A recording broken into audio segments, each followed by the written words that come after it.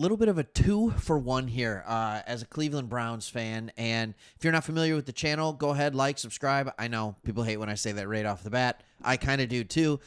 We are Lions fans. You see some of the Lions stuff in the back. Don't worry, we got a Browns helmet right there, right? But hey, we love the Lions, but we started a second channel for teams the national media kind of ignores. We get you, you get us as Browns and Lions fans. Like, I don't need to go into it. We get each other. But the Cleveland Browns, I was recently reading an article that talked about Kelvin Ridley. Kelvin Ridley could be the missing piece to the Browns offense, passing offense this season.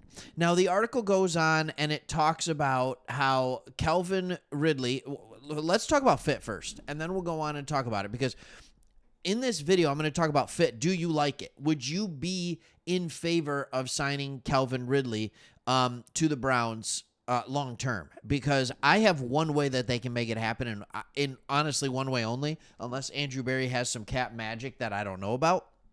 So we're going to talk about the cap room. We're going to talk about how they can make it happen. But also, is this something you'd like? Go ahead, hit the comments below. And by the time I'm done with the video, if you change your mind, you're allowed to re-comment. All right. So basically, they're talking about how this is a player the Browns need. Absolutely. Like, this was probably the most glaring weakness on this team last year, was a second pass catcher.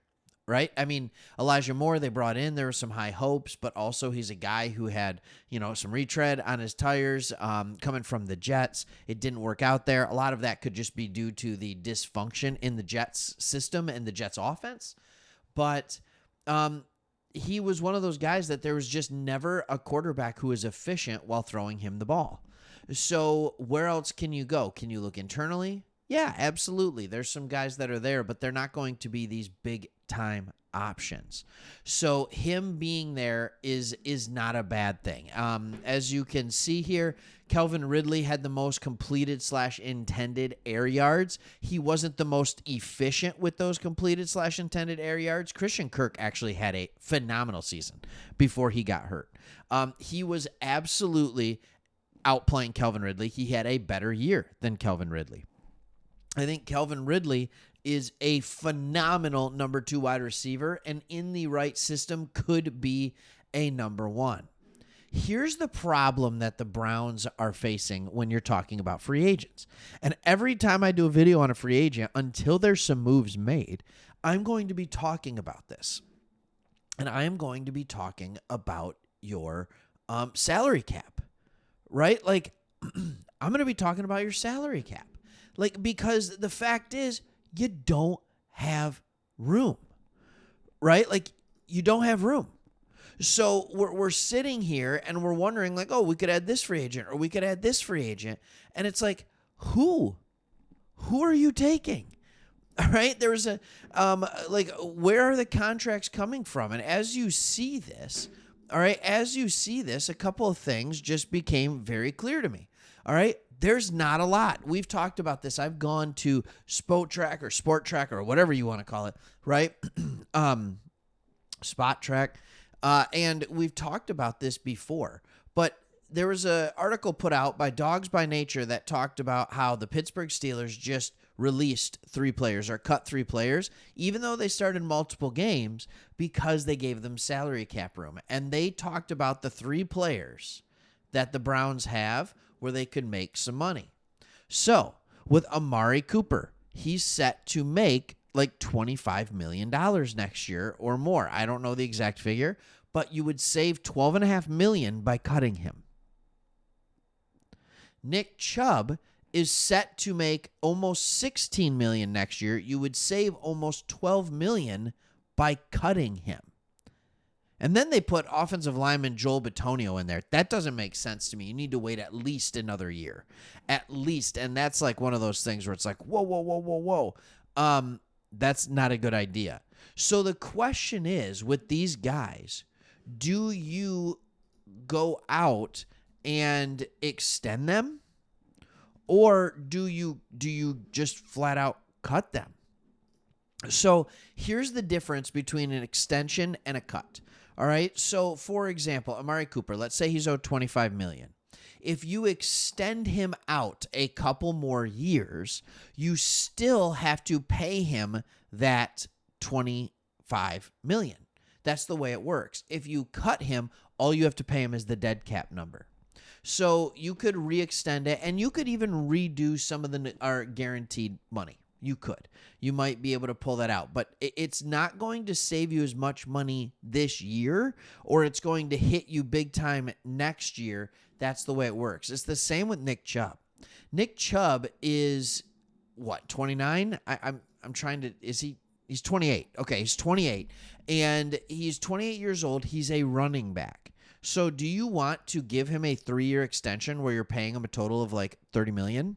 So you are now paying him $10 million a year instead of $16 million this year? Or do you let him walk? Like, this is an unexpected move that I don't think anybody's going to be very happy about. All right, then you can get $2 million in cap space with a minimal dead cap hit by releasing tight end Jordan Atkins. Here's the problem.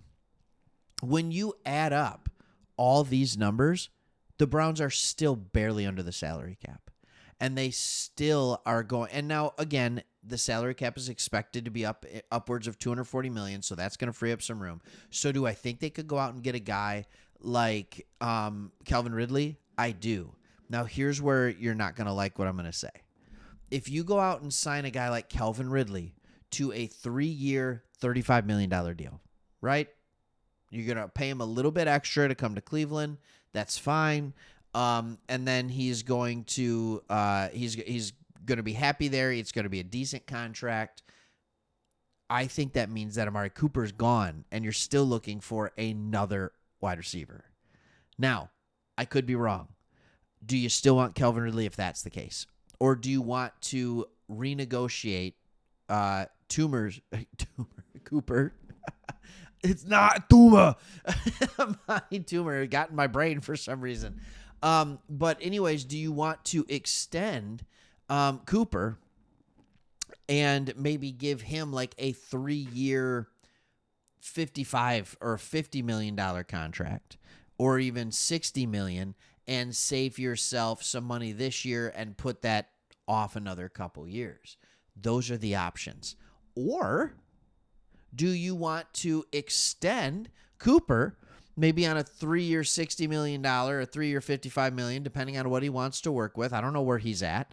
All right. And then go out and get Kelvin Ridley. Like, there are possibilities. And is that the spot that you'd want to spend the money? So a lot of moving pieces here. That's why we say, not I, but that's why people say that the salary cap isn't real. They say it's not real because you can get around it. These are the ways you can get around it, but you need to have players that are willing to work with you.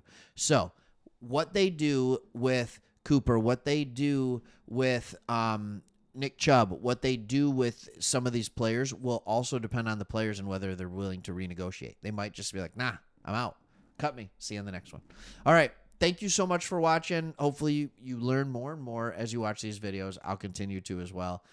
Excited to see what's going on. Free agency is less than a month away. Like March 11th. Like, let's talk free agent rumors all day. Let's talk trades. Let's figure out how the Browns can find a way, with the lack of cap room, but the already immense talent that they have on their team, to figure out how they can make it happen. All right. Thanks for watching. See you on the next one.